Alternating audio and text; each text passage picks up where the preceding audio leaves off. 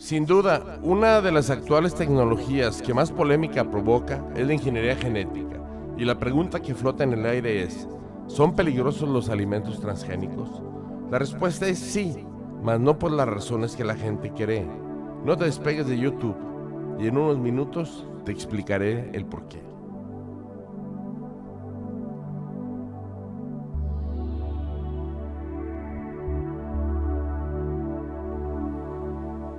Bienvenido seas a otro video más de Pharma Channel.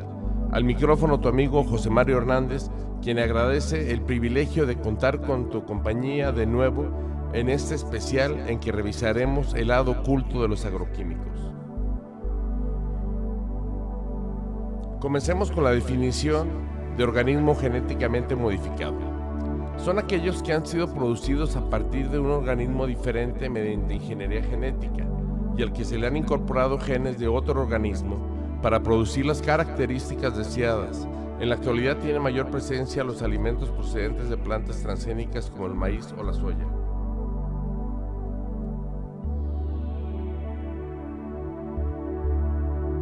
Se estima que la agricultura surgió en la media luna de tierra fértil del Medio Oriente hace entre 11 y 9.000 años antes de Cristo, en las tierras que hoy abarcan los países de Egipto, Irán, Irak, Siria y Turquía. En el resto del mundo, se estima que la agricultura apareció hace 8.000 años en los actuales países de México, Perú, China e India. La creencia natural selectiva es un proceso que aún sigue activo desde hace 9.000 años. Para esto se siguen seleccionando los mejores especímenes para cruzarlos con otros de alto valor genético y así seguir enriqueciendo las características deseables. Fue así como llegamos del teosinte, que era un pasto, hasta el maíz actual.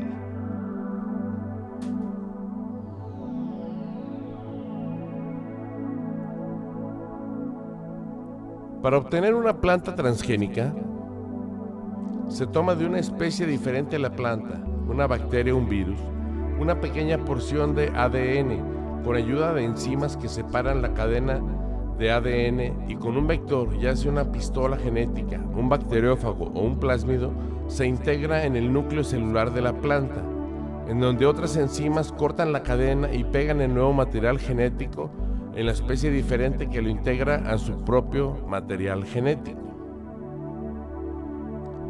Ingerir este ADN recombinante no representa ningún peligro, ya que los ácidos producidos en el estómago lo descomponen al igual que el resto de los alimentos.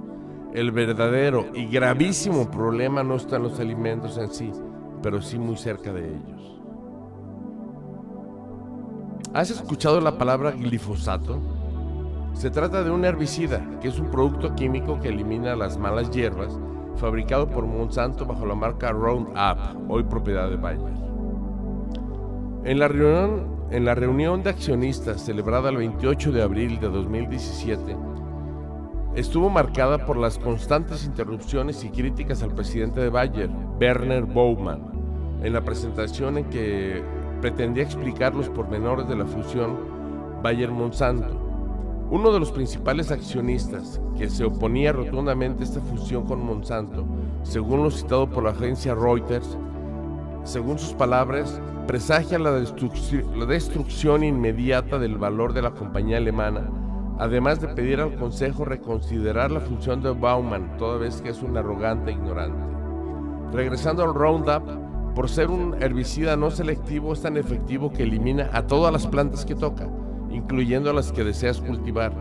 De igual manera extermina las bacterias fijadoras de nitrógeno, las lombrices y otros microorganismos promotores del crecimiento. Y si esto se extiende a las parcelas contiguas o al ecosistema, terminarán sufriendo la devastación originada por el glifosato, terminando en campos estériles. Te debes preguntar, si el glifosato mata todas las hierbas, entonces ¿cómo siembran el maíz? La respuesta es fácil, creando una planta transgénica resistente al glifosato. Primero introducen plásmidos con genes de resistencia al glifosato en un cultivo de células vegetales en una caja de Petri. Luego se seleccionan a las células y se colocan en un matraz de Erlenmeyer que contiene glifosato. Se seleccionan a las células sobrevivientes, que son ya resistentes al glifosato, y se crían dentro de medios controlados para obtener las plantas de las cuales se generarán las nuevas semillas resistentes al glifosato, mismas que fueron patentadas por Monsanto, hoy propiedad de Bayer.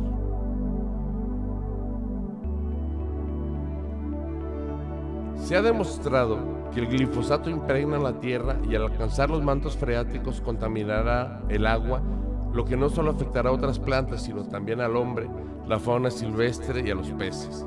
Y la amenaza empeora, ya que el glifosato se transmite también por el aire, por lo que eliminará más plantas que las deseadas y dejará esta tierra infértil. En un duro golpe para Bayer, en 2016 se prohibió el uso de su insecticida más popular, Neonics, por exterminar millones de abejas. Millones de ciudadanos alemanes se oponen a la autorización de glifosato y otros herbicidas de Bayer a base de nicotina por matar abejas. Tan solo los activistas políticos de la página web Politik Compact, en español Unión para el Cambio Político, han conseguido 1.3 millones de firmas para llevarlos a Bruselas para evitar la firma del permiso para la concesión del glifosato. El glifosato además se absorbe por la piel de los trabajadores, que se deposita en el tejido graso, y se encuentra también en los alimentos que consumimos, y no solo hablamos de maíz y soya. Se han encontrado concentraciones de glifosato en sardinas y otros peces debido a la contaminación de mantos freáticos que al convertirse en ríos llegan al mar.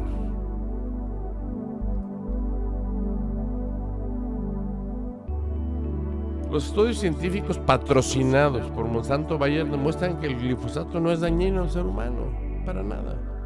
Sin embargo, un estudio avalado por la OMS y publicado en The Lancet Oncology cita que en el estudio se encontraron incrementos en los marcadores de daño cromosómico.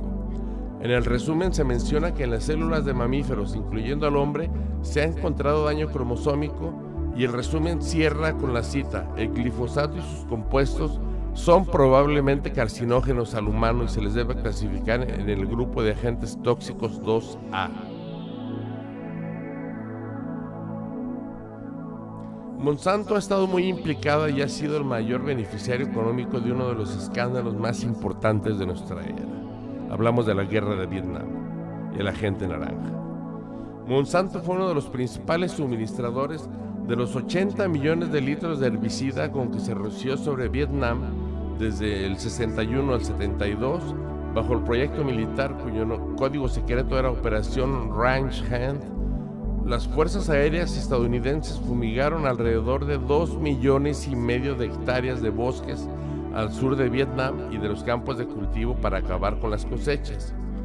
Cuando no se aplicaban sobre los cultivos, el herbicida se utilizaba para abrir grandes pasillos en la jungla, impidiendo que se ocultara.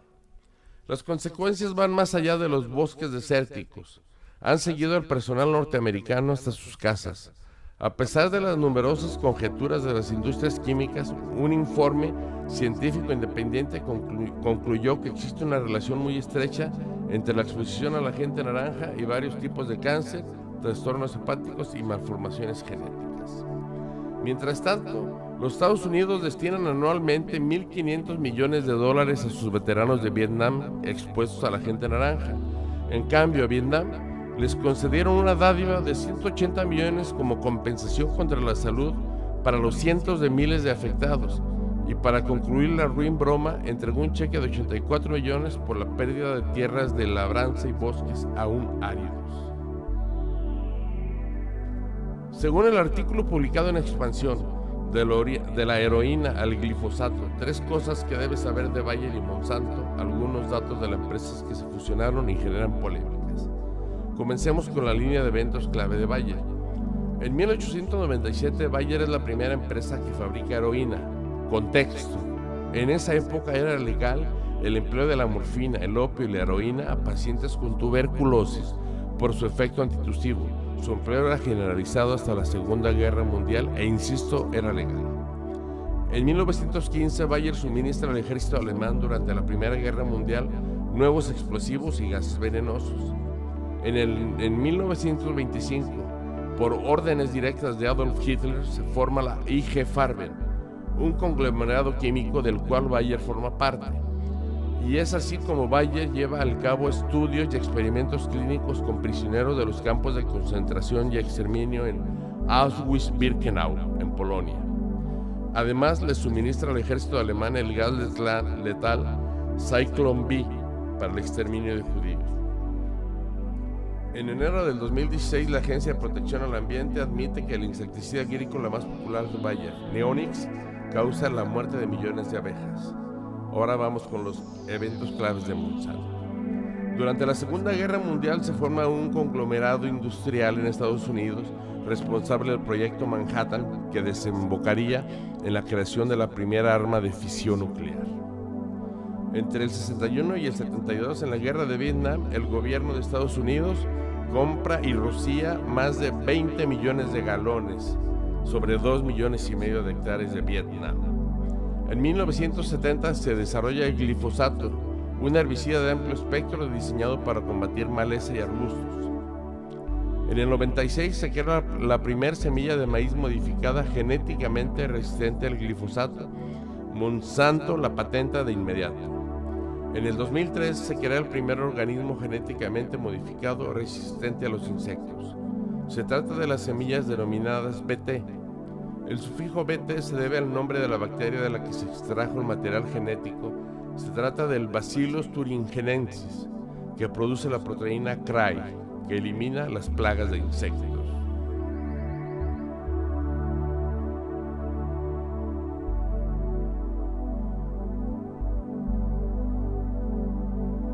Tengo la ventaja de no ser periodista y menos amarillista.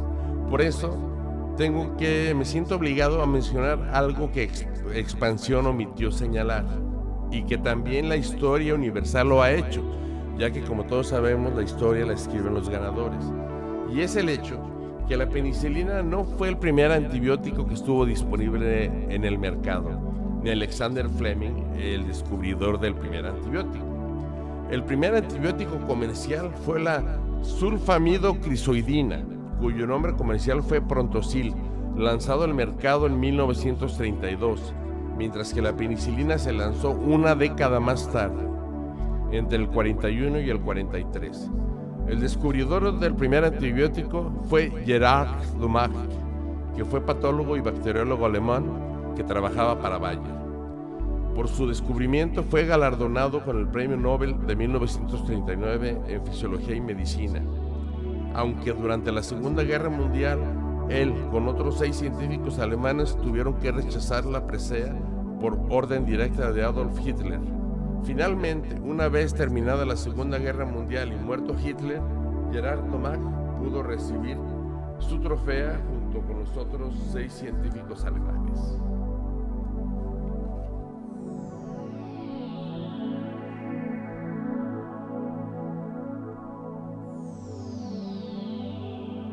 En cambio, vale la pena mencionar que Monsanto no tiene dentro de sus líneas ningún premio Nobel.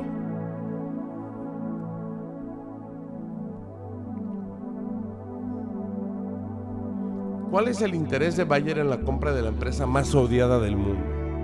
Anteriormente, la división Healthcare de Bayer representaba más de las 2/3 partes de las utilidades del gigante alemán, que se situaba así dentro de las 10 primeras compañías farmacéuticas del mundo. Pero ante la pérdida de patente en fechas recientes de Levitra y Avelox, así como la próxima caducidad de su producto estrella Xarelto en este año, con juicios pendientes en Canadá, y su anticanceroso Sorafenib, que no ha cumplido con las expectativas del corporativo y cuya patente está a punto de vencer en el 2019, era claro que Bayer no podría seguir permaneciendo dentro del top 10 de las industrias farmacéuticas. Por eso decidió adquirir el liderazgo en el mercado de agroquímicos, en donde obtiene más del 25% de participación en el mercado de agroquímicos.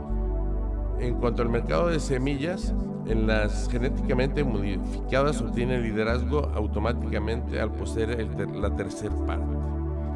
Aquí tenemos que, por desgracia, los problemas para Bayer se vienen encima. Después de 38 años que el Roundup estuvo en Estados Unidos, nunca fue ganada una demanda, gracias al millonario cabildeo que ejercía Monsanto. Sin embargo, recién hace 2 semanas procedió una demanda contra el glifosato en Estados Unidos, misma que fue ganada por el afectado, a quien se le deberá indemnizar con $289 millones. Y este caso, al parecer, será el primero de una cifra que ronda las 4,000 demandas. Los analistas consideran que a Bayer le puede costar entre 4 y 10 mil millones de dólares, tan solo en Estados Unidos. Debido a esto, las acciones de Bayer tuvieron 2 caídas importantes en 2 días consecutivas, en el valor de sus acciones hasta perder el 14%. La mayor pérdida de valor desde el retiro de Baikol en 1991, en que la empresa además tuvo que pagar 4.600 millones de dólares en juicios.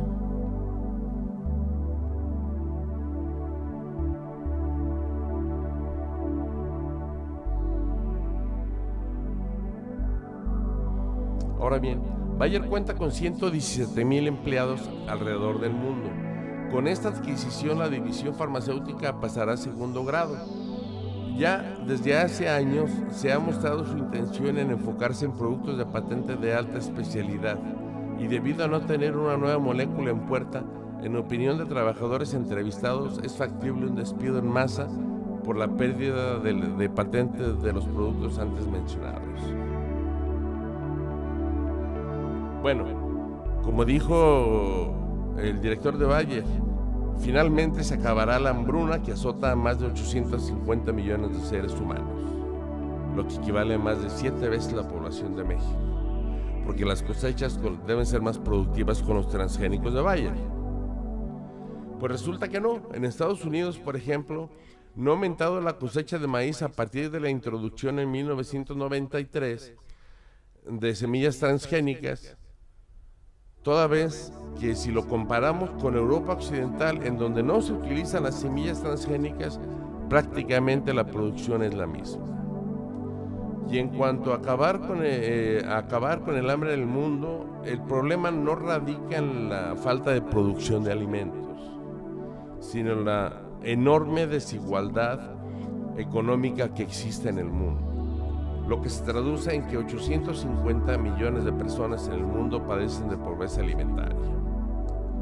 En México no somos la excepción.